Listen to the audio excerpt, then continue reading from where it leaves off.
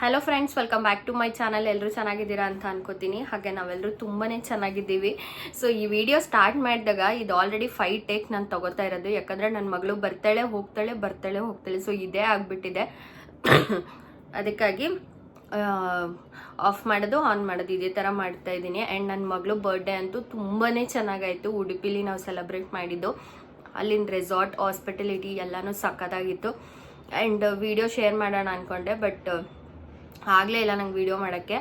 So busy ಇದ್ದೆ ಅಲ್ಲಿ ಹೋಗಿ. ಹಾಗಾಗಿ ಆ್ಯಂಡ್ ಇನ್ನೊಂದೇನು ಅಂತ ಅಂದರೆ ಅಷ್ಟು ವ್ಯೂಸ್ ಕೂಡ ಬರಲ್ಲ. ಸೊ ಹಾಗಾಗಿ ನನಗೆ ಹಾಕೋದಕ್ಕೆ ಇಷ್ಟ ಆಗಲ್ಲ, ಸುಮ್ಮನೆ ಆಗೋದೆ. ಆ್ಯಂಡ್ ಅಲ್ಲಿಂದ ಮುಗಿಸ್ಕೊಂಡು ಬಂದು ಒಂದು 3 ಡೇಸ್ಗೆ ಮನೇಲಿ ಎಲ್ಲರೂ ಹುಷಾರು ತಪ್ಪಿದ್ವಿ. ಎಲ್ರಿಗೂ ಕೆಮ್ಮು, ಜ್ವರ, ನೆಗಡಿ ಫುಲ್ಲು. ಇವಾಗಲೂ ಕೂಡ ನನಗಿನ್ನೂ ಕೆಮ್ಮಿದೆ. ಮನೇಲಿ ಯಾರಿಗೂ ಕೂಡ ಇನ್ನೂ ಹುಷಾರಾಗಿಲ್ಲ. ಎಲ್ರದ್ದು ಬಾಯೆಲ್ಲ ಒಂಥರ ಏನು ತಿಂದರೂ ಟೇಸ್ಟ್ ಸಿಗ್ತಾ ಇಲ್ಲ ಇದುವರೆಗೂ. ಸೊ ಹಿಂಗಾಗ್ಬಿಟ್ಟಿದೆ. ಟ್ರಿಪ್ ಅಂತೂ ತುಂಬಾ ಚೆನ್ನಾಗಾಯಿತು. ಸೊ ದೇವ್ರ ದರ್ಶನ ಕೂಡ ಎಲ್ಲ ಮುಗಿಸ್ಕೊಂಡು ಬಂದ್ವಿ. ಎಲ್ಲನೂ ಚೆನ್ನಾಗಾಯಿತು. ಸೊ ಬಂದ ಮೇಲೆ ಈ ಥರ ಎಲ್ರಿಗೂ ಕೆಮ್ಮು, ಜ್ವರ ಸ್ಟಾರ್ಟ್ ಆಯಿತು. ಮೇ ಬಿ ವೆದರ್ ಚೇಂಜ್ ಆಗಿದ್ದಕ್ಕೂ ಏನೋ ಗೊತ್ತಿಲ್ಲ. ಮಧ್ಯೆ ನನಗೆ ಇವಾಗ್ಲೂ ಕೆಮ್ಮು ಬರೋ ಥರನೇ ಆಗ್ತಾಯಿದೆ. ಸೊ ನೋಡಿ, ಈ ಥರ ಕೆಮ್ಮು ಬರುತ್ತೆ. ಸೊ ಮತ್ತೆ ರೀಟೇಕ್ ತೊಗೊಳ್ಳೋದು ಹಿಂಗೆ ಆಗಿಬಿಟ್ಟಿದೆ. ಅದು ಕೆಮ್ಮು ಬಂದರೆ ತಡ್ಕೊಳಕ್ಕಾಗಲ್ಲಪ್ಪ. ಹಾಗಾಗಿ ನಾನು ವೀಡಿಯೋನ ಆ್ಯಕ್ಚುಲಿ ಮಾಡೋ ಆಲ್ರೆಡಿ 10 ಡೇಸ್ ಆಯಿತು ಅನಿಸುತ್ತೆ. ವೀಡಿಯೋಸೇ ನಾನು ಮಾಡೋಕ್ಕೆ ಹೋಗಿಲ್ಲ. ಬಿಕಾಸ್ ಹೆಲ್ತ್ ಕೂಡ ಚೆನ್ನಾಗಿರಲಿಲ್ಲ. ಮನೇಲಿ ಯಾರಿಗೂ ಕೂಡ ಒಂಥರ ಮೂಡು ಏನೋ ಒಂಥರ ಚೆನ್ನಾಗಿರಲಿಲ್ಲ. ಅದಕ್ಕಾಗಿ ನಾನು ವೀಡಿಯೋ ಏನು ಶೂಟ್ ಮಾಡೋಕ್ಕೆ ಹೋಗಲಿಲ್ಲ. ಆ್ಯಂಡ್ ನೆಕ್ಸ್ಟು ಯಾವ ಥರ ವೀಡಿಯೋ ಮಾಡಬೇಕು ಅನ್ನೋದು ನನ್ನ ತಲೆಯಲ್ಲಿದೆ ಅಂದರೆ, ಈ ಕಡೆ ಬ್ಲಾಗ್ನ ಅಷ್ಟು ಇಷ್ಟಪಟ್ಟು ನೋಡಲ್ಲ ಯಾರೂ. ಈ ಕಡೆ ಪ್ರೆಗ್ನೆನ್ಸಿ ವೀಡಿಯೋಸ್ ಜಾಸ್ತಿ ಬರುತ್ತೆ. ಸೊ ನಾನು ಏನು ಅಂದ್ಕೊಂಡಿದ್ದೀನಿ, ಮೇನ್ ಏನಾದರೂ ಲೈಕ್ ನನಗೆ ಇಂಪಾರ್ಟೆಂಟ್ಸ್ ಅನ್ನೋ ಅಂಥ ಒಂದು ಬ್ಲಾಗ್ನ ಜಸ್ಟ್ 1-2-3 ಮಿನಿಟ್ಸ್ ಶೇರ್ ಮಾಡಿಬಿಟ್ಟು ಅದಾದಮೇಲೆ ಪ್ರೆಗ್ನೆನ್ಸಿದು ಕೂಡ ಅದರಲ್ಲೇ ಹಾಕಬೇಕು ಅನ್ನೋದು ನನ್ನ ಒಂದು ಕಾನ್ಸೆಪ್ಟ್ ಇದೆ. ಸೊ ನಿಮಗೆ ಹೇಗೆ ಅನಿಸುತ್ತೆ, ಇದು ಓಕೆನಾ ಅಂದರೆ ನನಗೆ ಕಾಮೆಂಟ್ ಮೂಲಕ ತಿಳಿಸಿ. ನಾನು ಅದೇ ಥರ ಮಾಡ್ತೀನಿ, ಆಯಿತಾ. ಸೊ ಸೀಡ್ ಸೈಕಲ್ ಅನ್ನೋದು ಎಲ್ಲರೂ ಮಾಡ್ಬೋದು.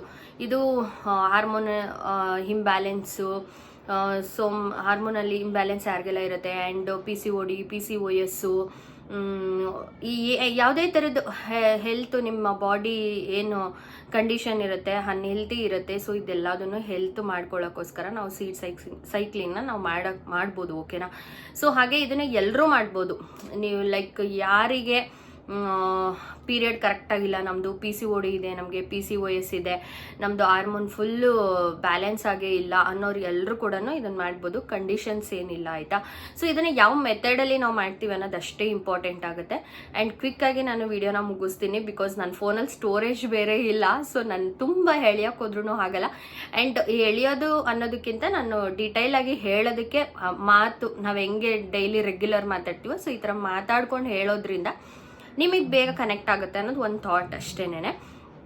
ಸೊ ಇದರಲ್ಲಿ ಬಂದ್ಬಿಟ್ಟು ರಿಚ್ ಆಗಿ ನ್ಯೂಟ್ರಿಷನ್ಸ್ನ ಬ್ಯಾಲೆನ್ಸ್ ಮಾಡೋ ಅಂಥ ಒಂದು ಅಂಶ ಇದೆ, ಓಕೆನಾ. ಸೊ ಇದು 100% ನೀವು ಹೆಲ್ತಿ ಅಂತಲೂ ಹೇಳೋಕ್ಕಾಗಲ್ಲ, ಅನ್ಹೆಲ್ತಿ ಅಂತಲೂ ಹೇಳೋಕ್ಕಾಗಲ್ಲ. ಬಿಕಾಸ್ ಸೀಡ್ಸ್ ಅನ್ನೋದು ಹೆಲ್ತಿನೇ, ಬಟ್ ಅದನ್ನು ನಾವು ಯಾವ ಥರ ಕನ್ಸ್ಯೂಮ್ ಮಾಡ್ತೀವಿ ಅನ್ನೋದ್ರ ಮೇಲೆ ಡಿಪೆಂಡ್ ಆಗುತ್ತೆ, ಆಯಿತಾ. ಸೊ ನೀವು ಜಾಸ್ತಿ ತೊಗೊಳ್ಳೋದ್ರಿಂದ ಅದು ಅನ್ಹೆಲ್ತಿನೇ. ಬಾಡಿಗೆ ಏನು ಬೇಕೋ ಅಷ್ಟು ತೊಗೊಂಡ್ರಷ್ಟೇ ನಮಗೆ ಒಳ್ಳೆಯದು, ಆಯಿತಾ. ಇದು ಬಂದುಬಿಟ್ಟು 2 ಫೇಸಲ್ಲಿ ನಾವು ಇದನ್ನು ತಗೋಬೇಕಾಗತ್ತೆ. ಒಂದು ಬಂದ್ಬಿಟ್ಟು ಫಾಲಿಕ್ಯುಲರ್ ಫೇಸ್ ಅಂತ ಒಂದು ಬರುತ್ತೆ, ಇನ್ನೊಂದು ಲ್ಯೂಟಲ್ ಫೇಸ್ ಅಂತ ಒಂದು ಬರುತ್ತೆ. ಫಾಲಿಕ್ಯುಲರ್ ಫೇಸ್ ಅಂತ ಬಂದ್ಬಿಟ್ರೆ ನೀವು ಪೀರಿಯಡ್ ಆದ ದಿನದಿಂದ 14 ಡೇಸ್ ಏನಿರುತ್ತೆ ಇದನ್ನು ನೀವು ಫಾಲಿಕ್ಯುಲರ್ ಫೇಸ್ ಅಂತ ಹೇಳ್ಬೋದು. ಸೊ ನಾನು ಹೇಳ್ತೀನಿ ಈ ಒಂದು ಫೇಸಲ್ಲಿ ಏನು ತಗೋಬೇಕು ಅಂತ ಹೇಳ್ಬಿಟ್ಟು. ಸೀಡ್ಸ್ ಅಂದ್ಬಿಟ್ಟು ಎಲ್ಲ ಸೀಡ್ಸ್ನ ತಗೊಳ್ಳೋದಲ್ಲ. ಸೊ ಲ್ಯೂಟಲ್ಸ್ ಫೇಸ್ ಅಂತ ಬಂದ್ಬಿಟ್ರೆ ಅದು ಬಂದ್ಬಿಟ್ಟು 15th ಡೇಯಿಂದ 28 ಡೇಸ್ ಅಥವಾ 14 ಡೇಯಿಂದ 30 ಡೇಸ್. ಸೊ ಈ ಥರ ನಿಮ್ಮದು ಪೀರಿಯಡ್ ಆಗಿ ಫಸ್ಟ್ ಡೇಯಿಂದ 14 ಡೇವರೆಗೂ ಫಾಲಿಕಲ್, ಅದಾದಮೇಲೆ ಲ್ಯೂಟಲ್ ಫೇಸ್ ಅಂತ ಬರುತ್ತೆ, ಓಕೆನಾ. ಸೊ ಇವೆರಡು ಫೇಸಲ್ಲಿ 2 ಥರದ್ದು ಸೀಡ್ಸ್ಗಳನ್ನ ನೀವು ತಗೋಬೇಕಾಗತ್ತೆ. ಸೊ ಇದು ಬಂದ್ಬಿಟ್ಟು ಸೆಕೆಂಡ್ ಫೇಸ್ ಏನಿದೆ, ಈ ಲ್ಯೂಟಲ್ ಫೇಸ್ ಏನಿದೆ, ಈ ಒಂದು ಟೈಮಲ್ಲೇ ನಿಮಗೆ ಓವಲೇಷನ್ ನಡೆಯೋದು, ಆಯಿತಾ. ಓವಲೇಷನ್ ನಡೆಯೋಕ್ಕೆ ಅದೊಂದು ಕ್ರಿಯೆ ಸ್ಟಾರ್ಟ್ ಆಗೋದು ಈ ಒಂದು ಫೇಸಲ್ಲಿ. ಅಂದರೆ ಪೀರಿಯಡ್ ಆಗಿದ್ದು ಈ 14 ದಿನ ಕಂಪ್ಲೀಟ್ ಆದಮೇಲೆ ನಡೆಯುತ್ತಲ್ಲ ಆ ಒಂದು ಫೇಸು. ಸೊ ಮೇನ್ ಸೀಡ್ಸ್ ಹೇಳ್ಬಿಡ್ತೀನಿ ನಾನು 4: ಫ್ಲೆಕ್ಸ್ ಸೀಡ್ಸು, ಪಂಪ್ಕಿನ್ ಸೀಡ್ಸು, ಮತ್ತು ಇದು ಬಿಳಿ ಎಳ್ಳು ಬರುತ್ತಲ್ಲ ಅದು, ಅದಾದಮೇಲೆ ಸನ್ಫ್ಲವರ್ ಸೀಡ್ಸು. ಸೊ ಇದು ಯಾವ ಟೈಮಲ್ಲಿ ತಗೋಬೇಕು ಅಂತ ಅಂದರೆ, ನೀವು ಖಾಲಿ ಹೊಟ್ಟೆಲಿ ತಗೋಬೇಕು. ಆ್ಯಂಡ್ ಅದಾಗಲಿಲ್ಲ ಅಂದರೆ ನೀವು ಬ್ರೇಕ್ಫಾಸ್ಟ್ ಆದಮೇಲೆ ಮತ್ತು ಮಧ್ಯಾಹ್ನ ಲಂಚ್ಗೆ ಏನು ಗ್ಯಾಪ್ ಇರುತ್ತೆ ಆ ಒಂದು ಗ್ಯಾಪಲ್ಲಿ ತೊಗೋಬೇಕು. ಅಥವಾ ಮಧ್ಯಾಹ್ನ ಲಂಚ್ ಆದಮೇಲೆ ಈವ್ನಿಂಗ್ ಸ್ನ್ಯಾಕ್ಸ್ ಗ್ಯಾಪ್ ಏನಿರುತ್ತೆ ಈ ಒಂದು ಟೈಮಲ್ಲಿ ತೊಗೋಬೇಕು. ತೊಗೊಂಡ್ಮೇಲೆ ಹಾಫ್ ಆನ್ ಅವರ್ ನೀವೇನು ತೊಗೊಳ್ಳೋ ಹಾಗಿಲ್ಲ, ಏನು ಲೈಕ್ ನೀರು ಬಿಟ್ಟು ಬೇರೆ ಥರದ್ದು ಏನು ನೀವು ತಿನ್ನೋ ಹಾಗಿಲ್ಲ, ಆಯಿತಾ. ಸೊ ಇದನ್ನು ನೀವು ಫಸ್ಟು ಒಂದು ಫೇಸ್ ಏನಿದೆ, ನಾನು ಹೇಳಿದ್ನಲ್ಲ ಫಾಲಿಕ್ಯುಲರ್ ಫೇಸ್ ಅಂತ ಏನು ಹೇಳಿದ್ನಲ್ಲ, ಈ ಒಂದು ಫೇಸಲ್ಲಿ ನೀವು ಫ್ಲೆಕ್ಸ್ ಸೀಡ್ಸು ಮತ್ತು ಪಂಪ್ಕಿನ್ ಸೀಡ್ಸ್ನ ತೊಗೋಬೇಕು. ಯಾವ ಥರ ತಗೊಳ್ಳೋದು ಅಂತಂದರೆ, ಒಂದೊಂದು ಸ್ಪೂನು, ಅದೊಂದು ಸ್ಪೂನ್ ತೊಗೊಂಡ್ರೆ ನೀವು ಇದೊಂದು ಫ್ಲೆಕ್ಸ್ ಸೀಡ್ಸ್ 1 ಸ್ಪೂನ್ ತೊಗೊಂಡ್ರೆ ಪಂಪ್ಕಿನ್ ಸೀಡ್ಸ್ ಒಂದು ಸ್ಪೂನೇ ತೊಗೋಬೇಕು. ನೀವು ಎರಡೂ ಮಿಕ್ಸ್ ಮಾಡಿಕೊಂಡೇ ತೊಗೋಬೇಕು. ನೀವು ಅದು ಸಪ್ರೇಟ್ ಇದು ಸಪ್ರೇಟ್ ಅಂತಲ್ಲ. ಇದನ್ನು ನೀವು ಸ್ವಲ್ಪ ಲೈಟಾಗಿ ಬಿಸಿ ಮಾಡಿಬಿಟ್ಟು ಅದನ್ನು ನೀವು ಒಂದು ಸ್ಟೋರೇಜ್ ಬಾಕ್ಸಲ್ಲಿ ನೀವು ಕಂಟೈನರಲ್ಲಿ ಹಾಕಿಟ್ಕೊಂಡ್ಬಿಟ್ರೆ ಒಂದು 14 ದಿನಕ್ಕೆ ಕರೆಕ್ಟಾಗಿ ನಿಮಗೆ ಆಗುತ್ತೆ. ಸೊ ಇಲ್ಲ ನಮಗೆ ಮತ್ತೆ ಪೀರಿಯಡ್ ಬಂತು, ನಮಗೆ ಸರಿ ಹೋಗಲಿಲ್ಲ ಅಂದರೆ ಮತ್ತೆ ರೀಸೈಕಲ್ ನೀವು ಮಾಡಲೇಬೇಕು. ಒಂದ್ಸಲ ಮಾಡಿದ ತಕ್ಷಣ ನಿಮ್ಗೇನು ರಿಸಲ್ಟ್ ಸಿಗಲ್ಲ.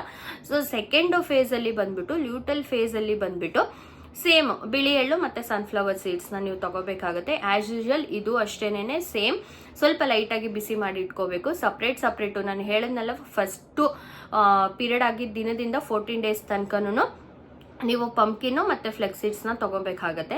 ಅದಾದಮೇಲೆ ನೆಕ್ಸ್ಟ್ ಫೇಸ್ ಏನಿದೆ 14 ಅಥವಾ 15 ದಿನದ ಮೇಲೆ ಪಟ್ಟೇನಿದೆ, ಸೊ ಬಿಳಿ ಎಳ್ಳು ಮತ್ತು ಸನ್ಫ್ಲವರ್ ಸೀಡ್ಸು, ಸೊ ಇವೆರಡು ಹೀಗೆ ತೊಗೋಬೇಕು. ನೀವು 4 ಒಟ್ಟಿಗೆ ತೊಗೊಂಡ್ರೆ ನಿಮಗೆ ಖಂಡಿತ ರಿಸಲ್ಟ್ ಬರಲ್ಲ. ಇದೇ ಥರ ನೀವು ತೊಗೊಂಡ್ರೆ 100% ನಿಮಗೆ ರಿಸಲ್ಟ್ ಬರುತ್ತೆ. ಬಟ್ ಒಂದ್ಸಲ ಮಾಡಿ ಬಿಡೋದಲ್ಲ, ಇದು ಕೂಡ ರೀಸೈಕಲ್ಲೇನೆ, ನೀವು ಪದೇ ಪದೇ ಮಾಡಬೇಕಾಗುತ್ತೆ. ಸೊ ಒಂದೊಂದು ಸ್ಪೂನು ನೀವು ಖಾಲಿ ಹೊಟ್ಟೆಲಿ ತೊಗೋಬೋದು. ಮಿಕ್ಸ್ ಮಾಡಿ ಇಟ್ಕೊಂಡು ನೀವು ಒಂದೊಂದು ಸ್ಪೂನ ನೀವು ಆರಾಮಾಗಿ ತೊಗೋಬೋದು. ಸೊ ಬಾಡಿ ಹೀಟ್ ಆಗುತ್ತೆ ಅನ್ನೋದೇನಿಲ್ಲ, ಯಾಕಂದರೆ ನೀವು ಲೈಟಾಗಿ ಕನ್ಸ್ಯೂಮ್ ಮಾಡೋದ್ರಿಂದ ಏನು ತೊಂದರೆ ಇಲ್ಲ, ಆಯಿತಾ. ಆ್ಯಂಡ್ ನೀವು ಒಂದ್ಸಲ ಮಾಡಿಬಿಟ್ಟು ನಮಗೆ ರಿಸಲ್ಟ್ ಬಂದಿಲ್ಲ ಅನ್ನೋದಲ್ಲ. ಹಾಗೆ ಇದು ಒಂದು ಮಾಡಿದ ತಕ್ಷಣ ರಿಸಲ್ಟ್ ಬರುತ್ತೆ ಅಂತ ನಾನು ಹೇಳ್ತಿಲ್ಲ. ಸೊ ಇದ್ರ ಜೊತೆನೂ ನಿಮ್ಮ ಒಂದು ಆ್ಯಕ್ಟಿವಿಟೀಸು ಚೇಂಜ್ ಆಗಬೇಕು.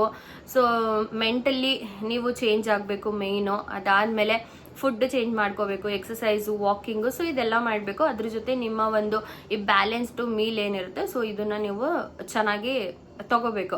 ಸೊ ಬರೀ ರೈಸೇ ತಿನ್ಕೊಂಡಿರೋದಿಲ್ಲ, ಬರೀ ಮುದ್ದೆನೇ ತಿನ್ಕೊಂಡಿರೋದಿಲ್ಲ, ಬ್ಯಾಲೆನ್ಸ್ಡು ಮೀಲ್ ಆಗಿ ನೀವು ತಗೊಳ್ಳೋದು ಒಳ್ಳೇದು, ಆಯಿತಾ.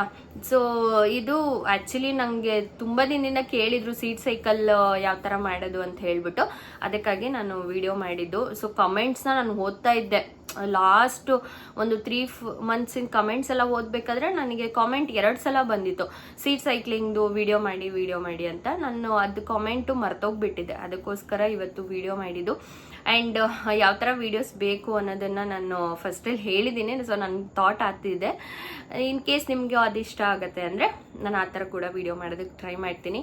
ಇವತ್ತಿನ ವಿಡಿಯೋ ಹೆಲ್ಪ್ ಆಗಿದ್ರೆ ಪ್ಲೀಸ್ ದಯವಿಟ್ಟು ಲೈಕ್, ಶೇರ್ ಆ್ಯಂಡ್ ಕಮೆಂಟ್. ಇನ್ನು ಯಾರಾದರೂ ನನ್ನ ಚಾನಲ್ನ ಸಬ್ಸ್ಕ್ರೈಬ್ ಮಾಡ್ಕೊಂಡಿಲ್ಲ ಅಂದರೆ ಪ್ಲೀಸ್ ದಯವಿಟ್ಟು ಸಬ್ಸ್ಕ್ರೈಬ್ ಮಾಡಿಕೊಂಡು ವೀಡಿಯೋಸ್ನ ನೋಡಿ, ಓಕೆನಾ. ಬಾಯ್, ಟೇಕ್ ಕೇರ್.